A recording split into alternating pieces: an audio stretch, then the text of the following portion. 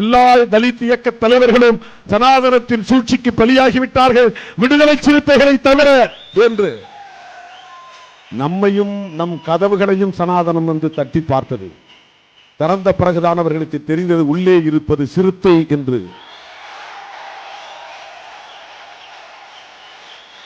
இவர்களை எதுவும் செய்துவிட முடியாது.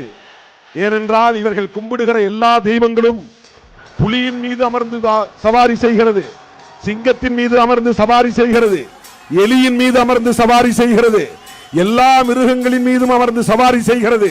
கடவுளாலேயே சவாரி செய்ய முடியாத மிருகம் விலங்கு ஒன்று உண்டு என்றால் அது சிறுத்தை தான்.